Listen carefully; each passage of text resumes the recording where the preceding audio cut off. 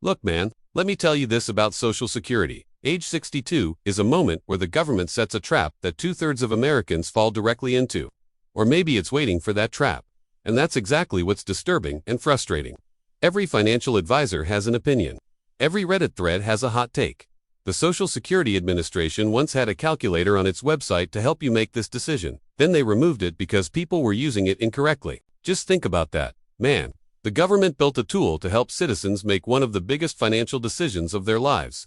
Saw that people were systematically misusing it and said, you know what, let's remove the tool. Classic. Today, I'm going to show you 7 legitimate reasons why claiming Social Security at age 62 can make sense. Not because it's always right, but because the math is far more complex than people make it out to be. I'll explain how the real decision works, why the standard wait until 70 advice might cost some of you money, and why your life expectancy, your spouse, your portfolio, and even the stock market all have a place at this table. Most people think this is a single variable decision, but it's actually a multivariable optimization problem. These are the hardest decisions in finance. This is the video I wanted to make before spending hours on actuarial tables and Social Security claiming strategies. Yes, man, apparently there are about 700 different strategies. Core metaphor, the faucet. Let me explain the central metaphor I'll use throughout this video because it will make everything fall into place. Think of Social Security like a faucet. There's a pipe in the wall. That pipe is building pressure. Every year you wait, the pressure increases. When you turn on the faucet, the water flows faster and stronger. If you wait until 70, you reach maximum pressure. But here's the thing, man, the faucet is yours. You paid into it your entire working life. If you wait too long, some of that water stays in the pipe. You never get to drink it. It evaporates. No one gives you that pressure back. The entire debate around Social Security timing comes down to this. When do you turn on the faucet? Model, Academic Jack. Let's build the model. Let's build the model. I'll use a fictional character named Academic Jack. Jack earned $90,000 in his final working year. That's roughly half of the current Social Security wage cap, a realistic upper-middle-class income. Jack has 3 options. He claims at 62 and receives about $2,238 per month. He waits until full retirement age 67 and receives about $3,198 per month. He delays until age 70 and receives $3,966 per month. The classic break-even analysis asks, which scenario puts more total dollars in your pocket when you die?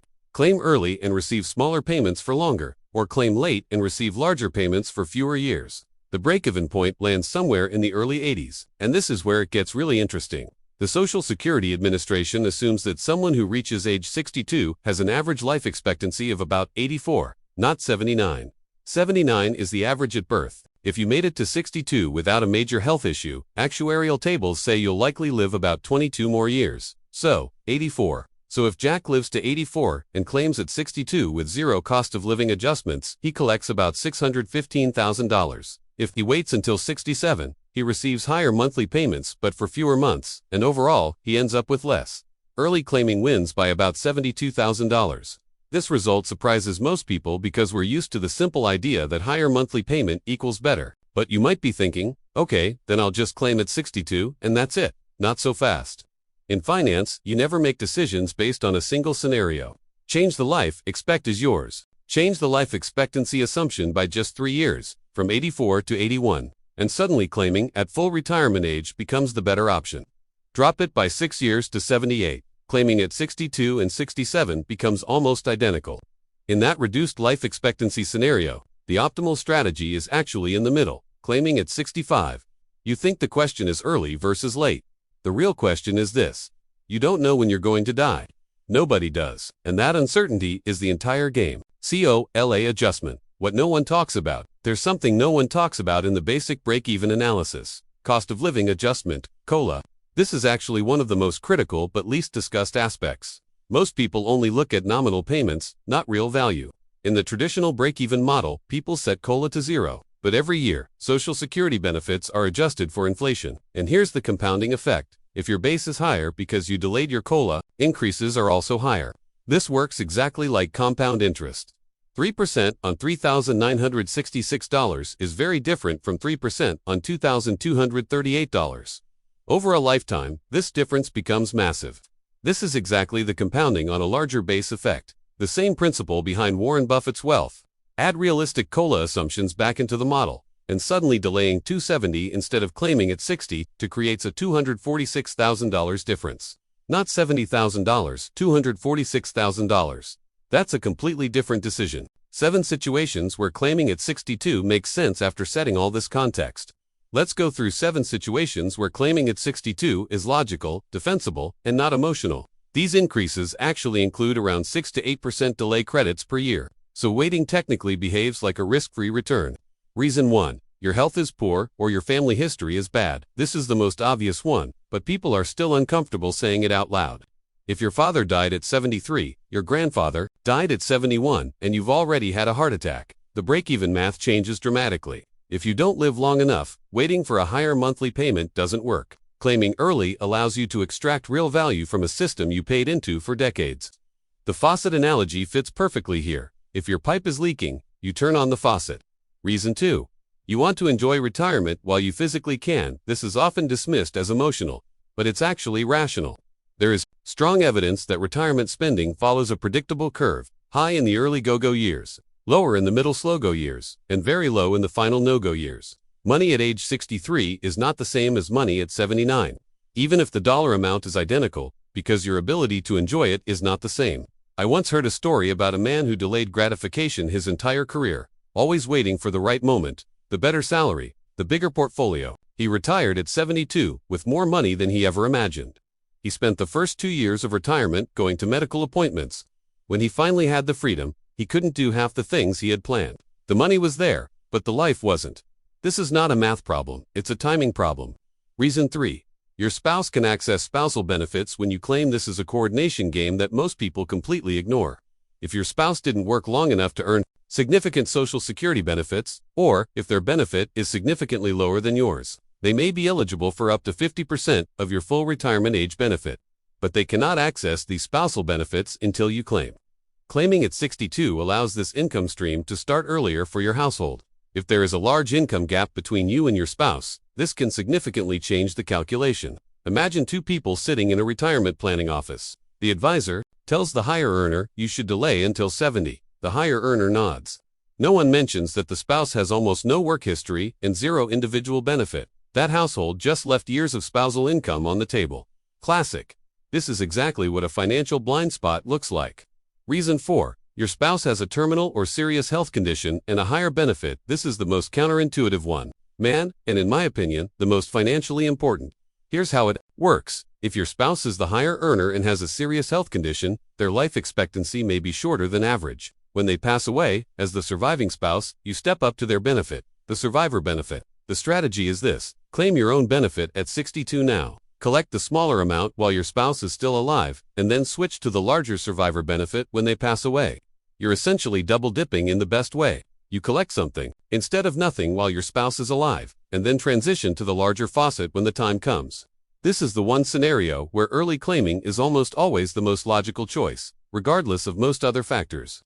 Reason 5. The stock market just crashed. This is seriously underrated, and almost no one talks about it outside of academic Social Security research. If you're drawing down your investment portfolio in retirement and the market drops 40 to 50%, think about the financial crisis. Think about the dot-com crash. Selling assets at a 50% loss to cover living expenses is brutal. It destroys your ability to recover. But if you turn on Social Security early, you create a guaranteed income base. You stop liquidating assets at low prices. You give your portfolio time to recover. Claiming early during a market crash is not weakness. Man, it's a hedge. The faucet becomes a pressure relief valve for your investment portfolio. And the flip side of that, if you haven't started drawing down your portfolio yet and the market crashes, you can claim Social Security and invest that monthly income directly into discounted stocks. While everyone else is panic selling, you're buying with guaranteed government income. That's not a crazy strategy in hindsight. It's often the obvious move. Reason 6. Taxes, especially provisional income, and the tax torpedo. If your income is above certain thresholds, up to 85% of your Social Security benefit can be taxable. But here's the planning angle. Man, if you're currently in a low-income period, maybe you're between jobs. Maybe you've already retired, but your required minimum distributions haven't started yet. Your Social Security income may be taxed very little or not at all right now. After age 73, you are required to take minimum distributions from traditional retirement accounts.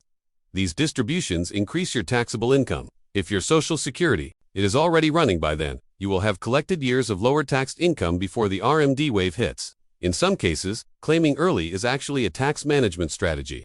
Reason 7. You simply need the money. I'm going to say this without being dismissive, because it applies to more people than want to admit it. Life doesn't always go according to plan. Medical bills happen. Jobs collapse. Pensions disappear. Family members need support. Social Security exists as a foundational safety net, and if you need it, using it is not failure, it's the system working exactly as intended. Real scenario with numbers. Alicia, let's make this concrete. Man, imagine a woman named Alicia.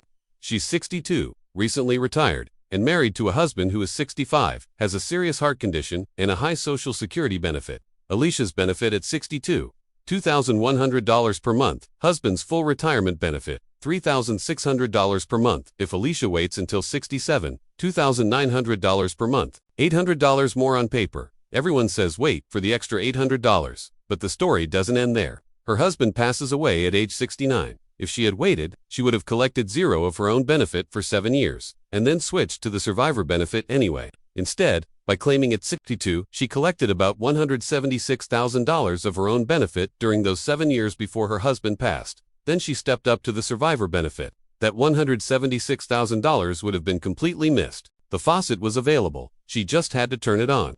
When delaying makes more sense, to be fair, man, there are plenty of scenarios where delaying makes more sense. If you're in excellent health, have strong savings, no pension income, and your spouse also has a strong benefit, waiting until 70 can produce dramatically better lifetime outcomes. That $246,000 difference we talked about earlier is real. And if your investment portfolio isn't returning around 8% annually, which is roughly the equivalent return of delaying Social Security, then delaying is essentially a guaranteed 8% return on deferred benefits. That's hard to beat. The right question now, you're probably asking yourself. So what's the real answer? Should I claim early or delay? And that is exactly the wrong question. The right question is, which of these 7 conditions applies to your life right now? Because this is not a general optimization problem, it's a personal financial decision with hundreds of variables. And the break-even calculator, the one the Social Security Administration removed from their website, was never designed to be the final answer. The structural incentive in the financial planning industry. The financial planning industry has a structural incentive to tell you to delay. Man, advisors who manage your assets get paid based on the size of your portfolio. If you claim Social Security early, you draw less from your portfolio, which means their fee base stays larger for longer. I'm not saying this is corruption, it's an incentive, and you should be aware of it.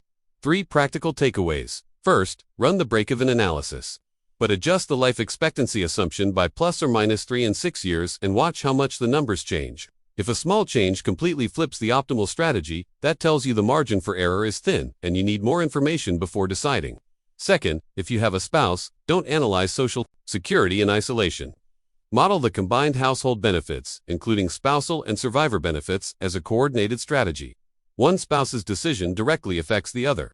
Third, if you experience a market downturn, a low-income year, or a family health crisis, those are exactly the moments to reconsider your claiming timeline, not the original plan you made years ago in calm conditions. The Social Security Administration removed the break-even calculator because people were treating a starting point as a final answer. Don't be that person, man. This sentence is actually the summary of everything. Tools guide you, you make the decision.